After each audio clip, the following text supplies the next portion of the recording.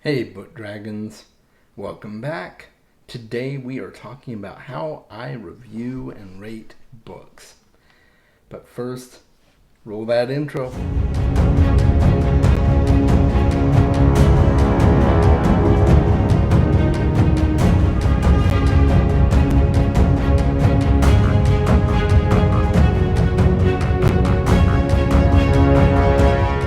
So as promised, I am here to talk about my rating system with you guys. This has been a long time coming, and I put a lot of hard work and thought into my rating system in the last few weeks, a lot more than I have in the past, and I really should have thought long and hard about it in the past before I went and rated a book, but I really didn't. And being on BookTube has really solidified for me what constitutes a 5 star and a 4 star, at least in my opinion. So if you follow me on Goodreads, you may see a lot of 5 star reviews, which, thinking more about it, I may not have rated that book a 5 star today. So keep that in mind. I've really tried to put a lot of thought into this, and I hope you like it. So let's get right to it. Make sure and like and subscribe if you're getting value from this video today, and if you're getting value from my channel in general. So let's move right into it, guys.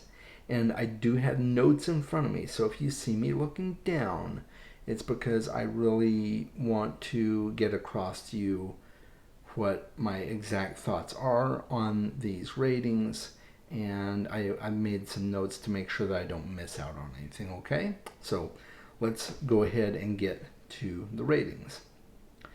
Let's start with my 5 star reads. So my 5 stars are books that I feel are practically flawless and spectacular in almost every way. Yeah, they might have a few inconsistencies here or there, or they might have a character that I really don't like that much, but overall the book is just fantastic and amazing, and I wouldn't change a thing about it. And so these are books that I put on my must reread list. So these are, so that I know that these are the books that if I want to reread something, these are the books I'm automatically going to go to every single time. And so, for instance, Ocean at the End of the Lane and The Night Circus. Ocean at the End of the Lane is by Neil Gaiman, and The Night Circus by Aaron Morgenstern. Those are absolute must rereads for me. I will definitely reread those at some point in the future. Good Omens is another one. Dune is another one. Just books that consistently give me that, oh, I want to go back and read that vibe. And so those are my 5 star books. If you see that I've given a 5 star rating, it's very likely that I'm going to want to reread that in the future, or there's a good likelihood that I might have already reread it by the time you see my rating. So look for that if you're interested to see what I think on those books. Now keep in mind, like I said, there are books that I rated 5 stars in the past that I would not do so again. So I will eventually be going back and looking at Goodreads to see what I've rated 5 stars and if I really think it deserved a 5 star rating. So, but that will be for another time. Let's go on to my 4.5 star rating. If I gave a book 4.5 stars, that means it's not quite as spectacular as a 5 star read, but it's still a must read. And these are books that might have just little minor things that really bug me, but overall I think the book was just spectacularly written, and I wouldn't necessarily say, hey, you need to go back and fix that. I'm willing to let certain little things slide, and that would be my 4.5 star read. And it's still a reread for me. It's still something that I would highly recommend, and I would probably reread myself at some point if I didn't have others of my 5-star reads to reread. Now, if I rated a book 4 stars, it means that there are minor flaws that don't really detract from the reading experience, but they might fall short in either characters or plot, but not glaringly so. And it's accessible to most readers and definitely still highly recommended. So these are books that I really enjoyed and had fun with, and just still a really great story and impacted me in several ways, but not enough to put in my top tier of 5-star reads. So still a very excellent read, and one I would say to most people, you need to read that book. At least give it a shot and see what you think. Now let's talk about my 3.5-star rating. If I rated a book 3.5 stars, it means it had quite a few flaws and inconsistencies, but overall it was still a really fun read. The characters are fine, and the plot is a bit all over the place,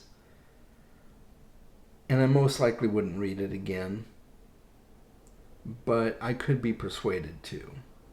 And I would recommend to most people to at least read the book once.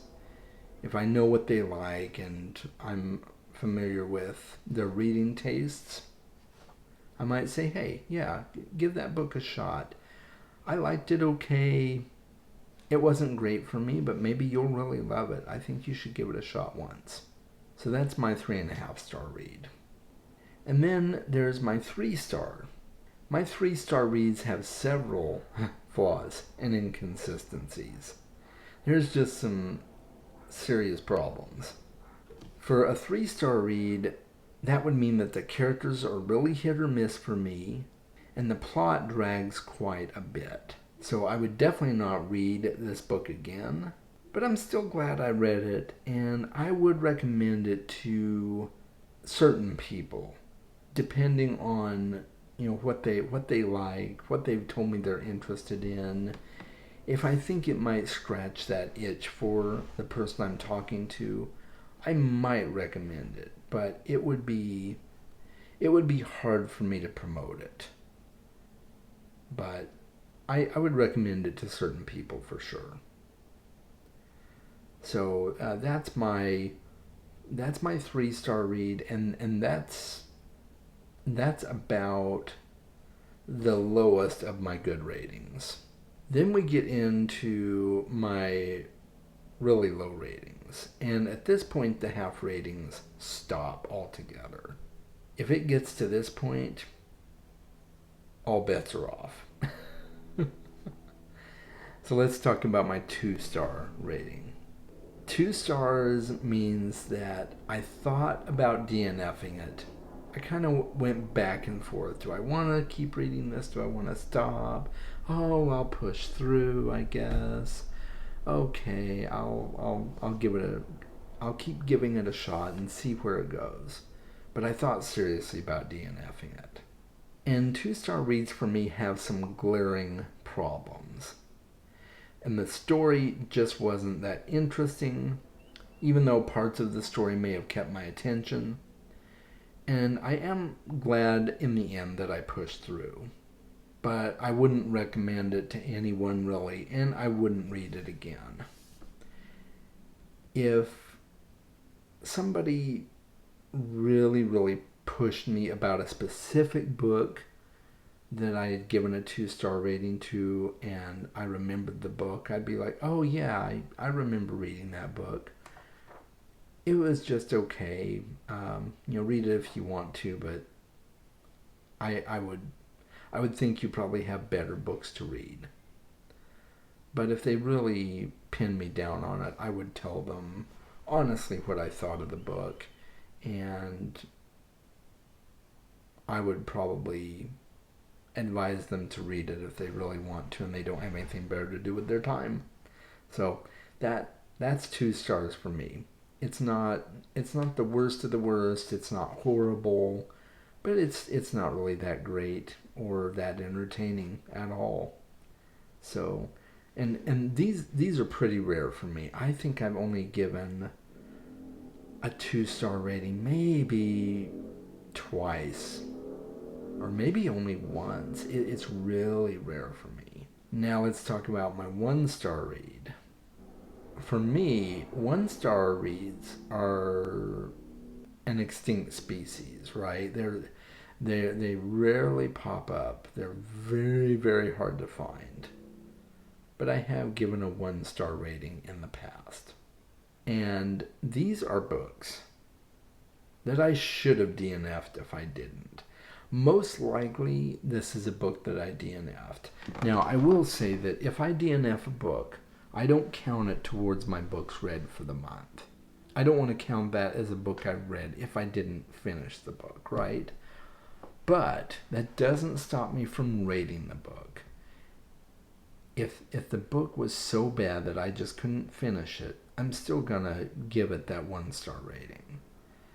And if it was a book that I finished like just barely, just by the skin of my teeth, but it's hours of my life that I wasted and I'm really sorry I did, that's getting that 1-star rating. Oh boy. It's that means the book had to be really, really bad. There was a book that I read years ago, because I had freshly finished, I think, book 4 of the Song of Ice and Fire series, and there was another author that kept popping up on Amazon. Usually the first book was free in the series, and the titles were patterned in the same style as Game of Thrones, but I can't even think of the name of the book or the last name of the author. I remember the author's first name was Morgan, I think. Morgan Rice. Yeah. And I feel bad about name dropping here, but oh my goodness. To my knowledge, that is the only book that I have ever given a 1-star rating to in my life.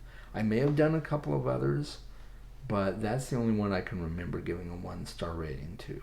It was bad. And I did actually finish that book. I did finish it. But I'm really sorry I did. And, if you're fans of that author, my apologies. I'm sorry. I don't mean to diss on the author. And maybe they've gotten better. Maybe the books, as they went along, got better, and the author became a better writer, because as you go along, you learn your craft, and you realize there were things that you did in the past that didn't really work or flow that well at all. That's happened with me as I've written more and gotten more consistent with my writing. So, my first tales were not that great at all. They'll probably qualify as a 1-star read. So, I get it. I really empathize with authors that struggle with their first books. So, for me, I just couldn't get through that book. It was a struggle for me, and so once I finally finished it, that went on my 1-star reviews. So, and I think it may have been the only one that I ever did that for. So, that being said, that is my 1-star rating.